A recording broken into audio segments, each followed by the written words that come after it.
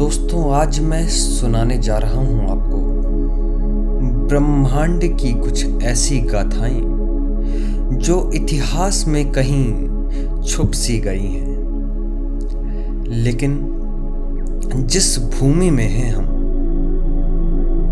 ये हिंदुस्तान की भूमि, जिसमें इतिहास में अनेकों ऋषि, अनेकों संत और अनेकों वीर पैदा हुए हैं, उनमें से ही गुरुओं के गुरु महागुरु दत्तात्रेय की ये गाथा है।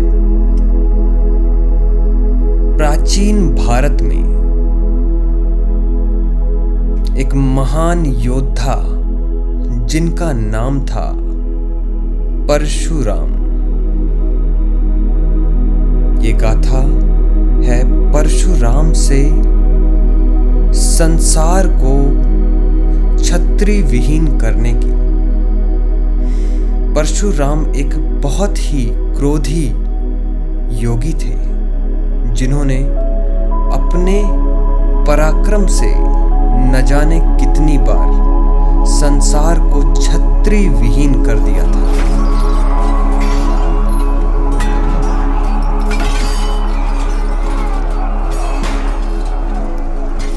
वो क्षत्रियों के ऊपर इतना क्रोधित थे कि उन्होंने 21 बार क्षत्रियों को धरती से विहीन कर दिया था। इसी सिलसिले के दौरान वे अपने घर से काफी दूर चले गए। क्षत्रियों ने पाया कि परशुराम अपने गृह स्थान से काफी दूर हैं, अपने घर से काफी दूर हैं, तो उन्होंने उनके घर में घुसकर उनके पिता की हत्या कर दी। जब ये बात परशुराम को पता चली तो वे वापस अपने घर की ओर बढ़ चले। घर की ओर आए तो उन्होंने देखा कि उनके पिता की मृत्यु हो चुकी थी और उनकी माताश्री सती होने की तैयारी कर रही थी। परशुराम अपनी माता के साथ वनों में जाकर सती प्रथा की इस प्रक्रिया को पूरा करने के लिए उनके साथ निकल पड़ते हैं।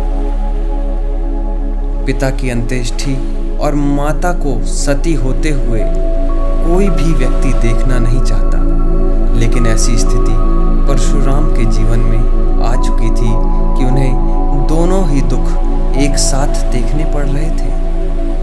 उनका क्रोध और भी तीव्र होता जा रहा था।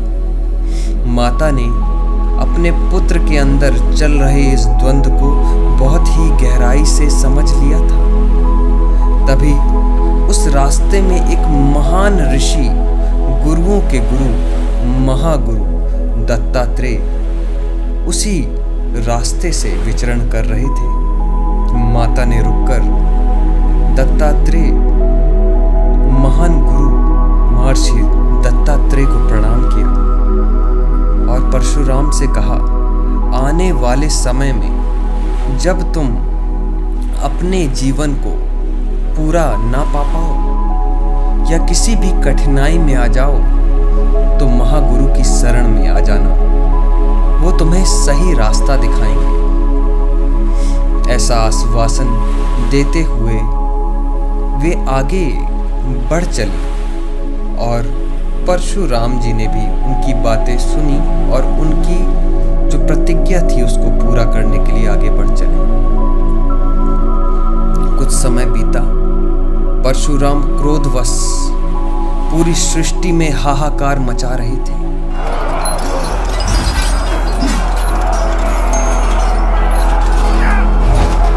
उनके इस तांडव से अनेकों क्षत्रियों का नाश करते हुए वे आगे बढ़ते जा रहे थे।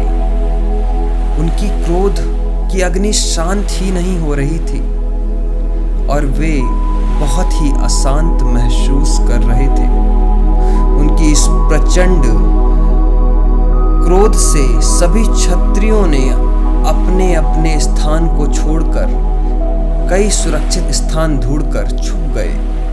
उनमें से एक महाराज दशरथ भी थे। जब परशुराम ने पाया कि अब कोई भी छत्री नहीं बाकी है, लेकिन क्रोध उनके अंदर अभी भी बाकी है, तो वे परेशान होकर विचरण करने लगे।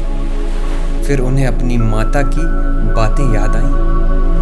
वे जाकर महर्षि दत्तात्रेय से मिले और उन्होंने उनके सामने उनको नमन करते हुए पूछा, प्रभु, मैं इस जीवन को कैसे आगे बढ़ाऊं और कैसे संचालित करूं, मैं ये समझ नहीं पा रहा हूं। मेरा मन बहुत ही विचलित है और मैं बहुत ही मेरे मन में बहुत ही क्रोध भरा हुआ है। मैं इसे कैसे शांत करूं प्रभु, मुझे इसके बारे में बताएं। मैंने अनेकों जीवों की हत्या की। मैं उस पाप बोध को भी अपने अंदर दबाकर रखा हुआ हूं। मुझे कृपया कर रास्ता बताएं। तो गुरु ने बड़े ही सरल भाव से, बड़ी ही विनम्रता से परशुराम की तरफ देखा और उन्हें बोले कि बेटा, जिन चीज़ों को तुम सोच रहे हो कि तुमने पाप किया है या पुण्य किया है, सत्य तो यह है कि तुमने कुछ किया ही नहीं है।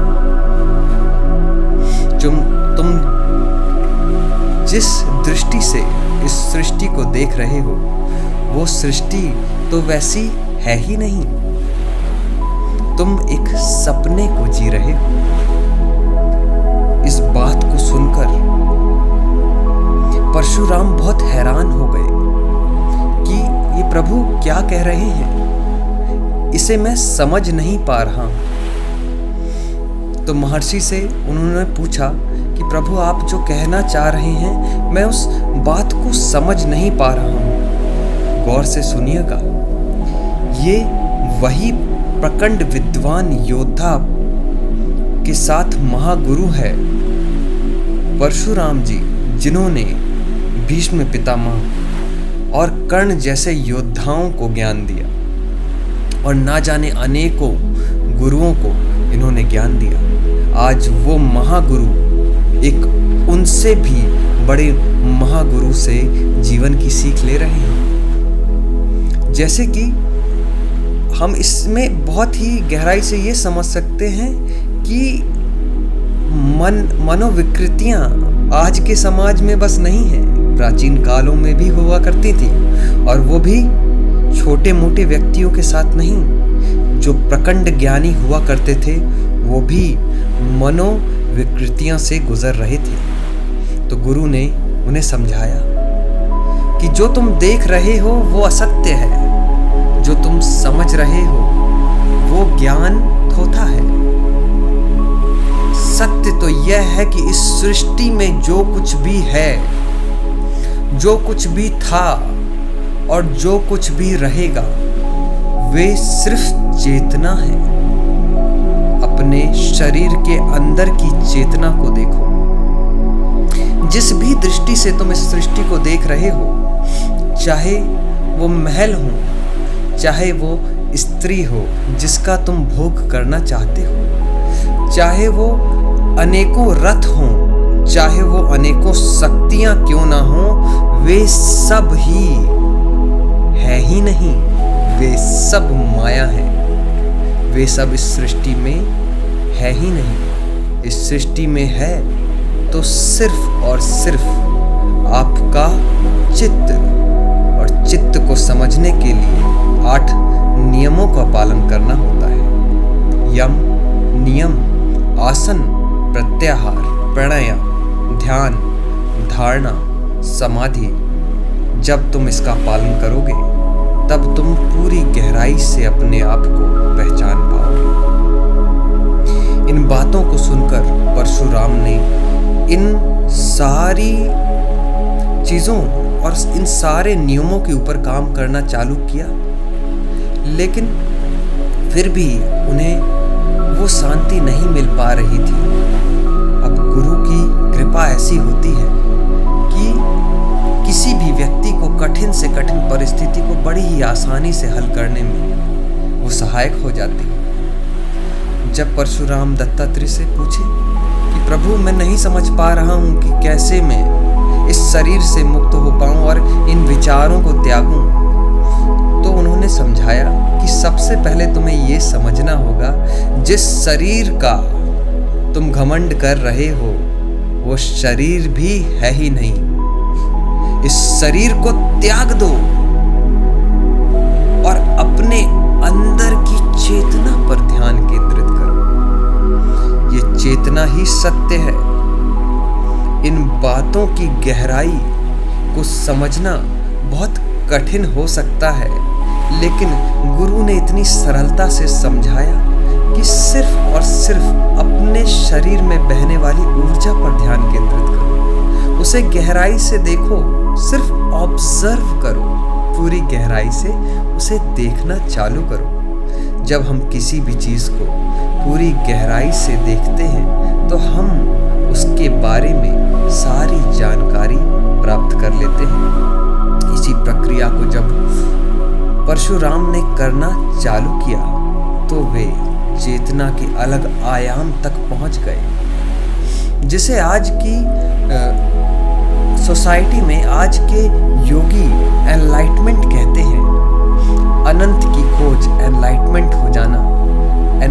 एनलाइटमेंट वही व्यक्ति हो सकता है जो अपनी चेतना को पूरी गहराई से जान ले और इस समाज में हो रहे सारे विकारों के परे जितने भी पुण्य, जितने भी पाप, जितने भी कर्म किए हैं, उन सब को छोड़कर सिर्फ और सिर्फ पूरी गहराई से अपनी चेतना को समझ ले, वही व्यक्ति एनलाइटेंड हो सकता है। सारी मटेरियलिस्टिक चीज़ों को छोड़कर पूरी गहराई से सिर्फ और सिर्फ अपनी चेतना पर ध्यान